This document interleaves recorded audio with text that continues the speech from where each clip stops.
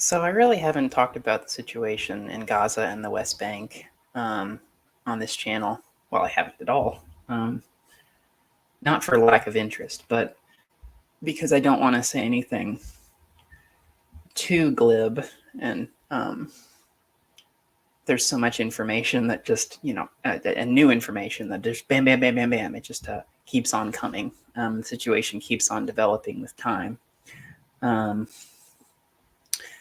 But I saw this news story that I feel the need to talk about because it just got under my skin. So this is from the Times of Israel. Germany says it'll intervene in ICJ case on Israel's behalf, blasting genocide accusations.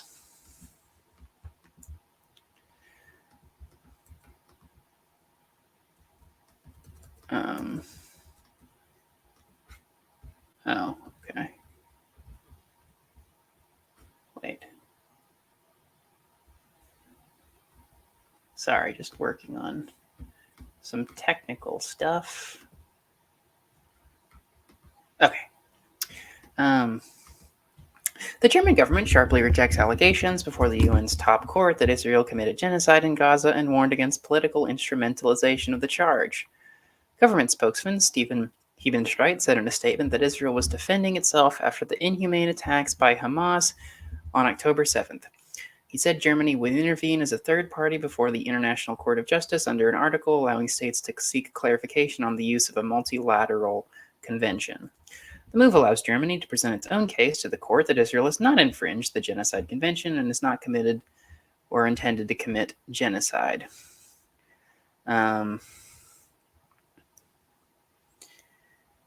Hebenstreit states that Germany intends to intervene as a third party in the main hearing, suggesting Berlin will intrude in South Africa's primary against a case against Israel, in which the court could take years to decide whether or not Israel has violated the Genocide Convention. Accordingly, the move does not appear to influence this week's proceedings, hearing where South Africa has requested an interim injunction before the court, compelling Israel to implement a ceasefire. A decision on the more immediate matters expected within a month. Hebenstreit acknowledging diverging views in the international community on Israel's military operation against Hamas in Gaza.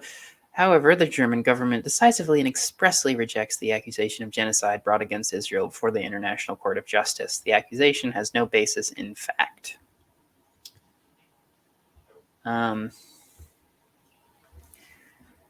Okay, well, this is despicable on the part of Germany, I'm sorry to say.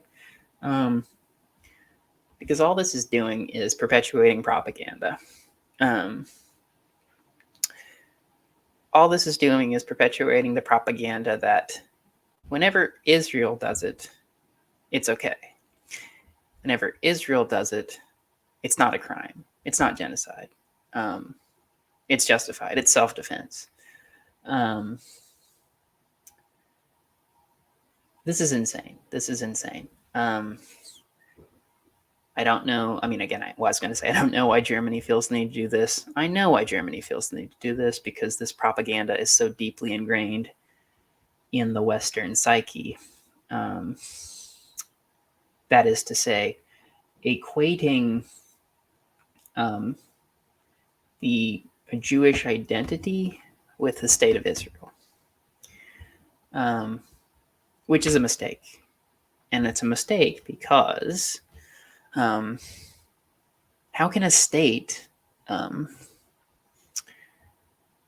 which it's, has its own specific motives and material and ideological interests, how can it speak for an entire group of people which is incredibly, incredibly diverse? Jewish people aren't all the same here.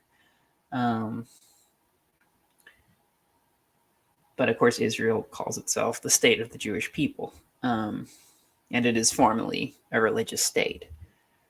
But,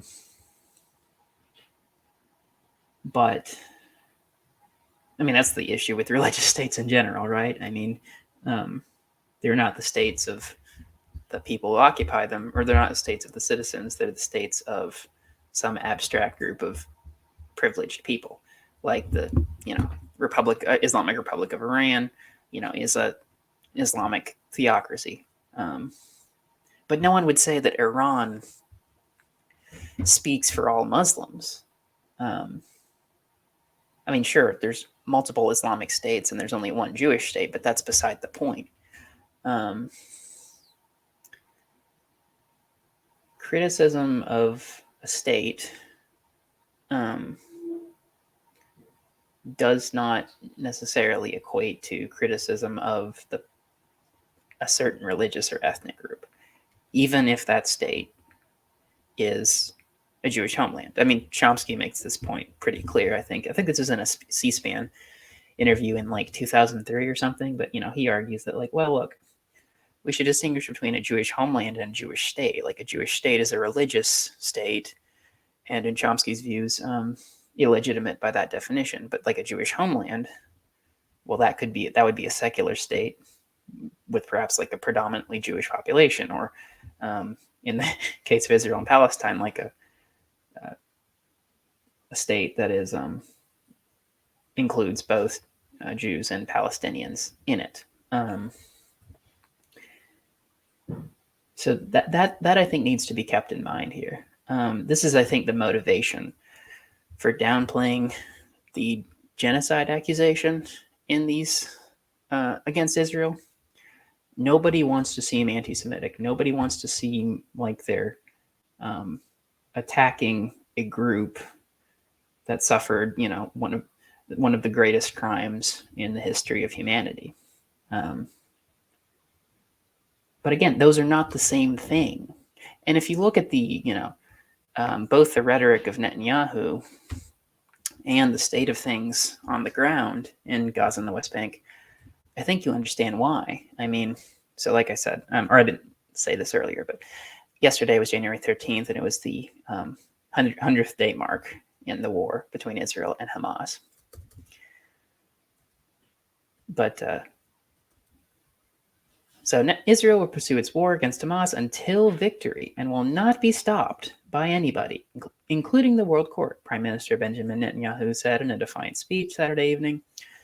Netanyahu spoke after the International Court of Justice at The Hague held 2 days of hearings on South Africa's allegation that Israel is committing genocide against Palestinians, a charge Israel has rejected as libelous and hypocritical. No one will stop us, not The Hague, not the axis of evil, not anyone else, Netanyahu said in televised remarks referring to Iran and its militias. So that right there, that rhetoric is already beyond the pale. No matter what, Israel has to have a victory.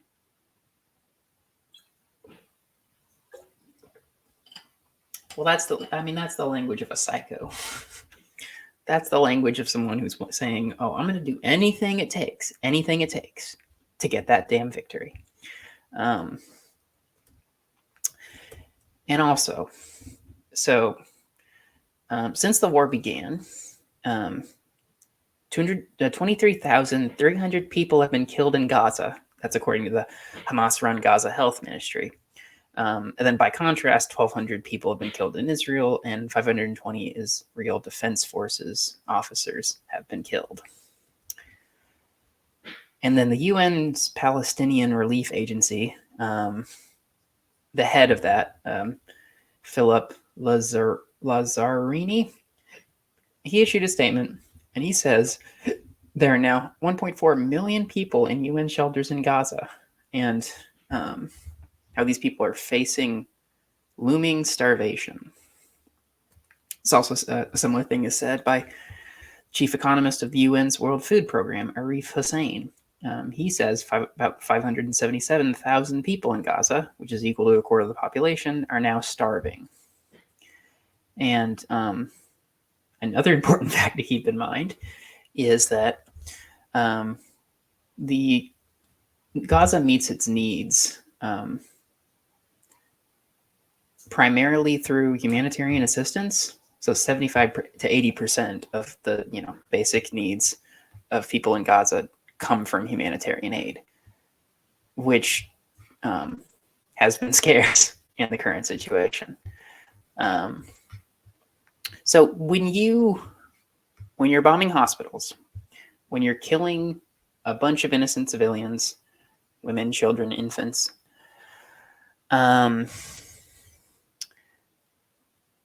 When you're cutting off the water supply, when food is scarce, when you're subjecting a bunch of people, 1.4 million, to looming starvation,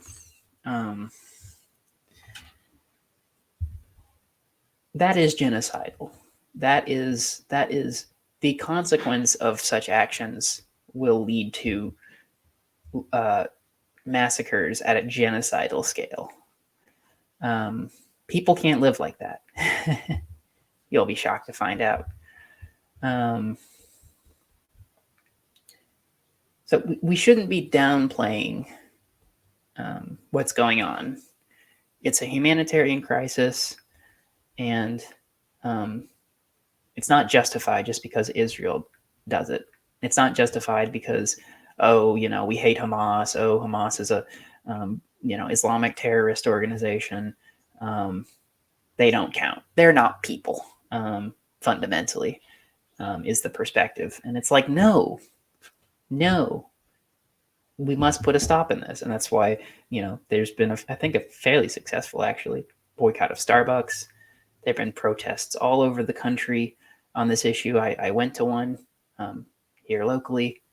There are a lot of people making a lot of noise about this because it should not be tolerated.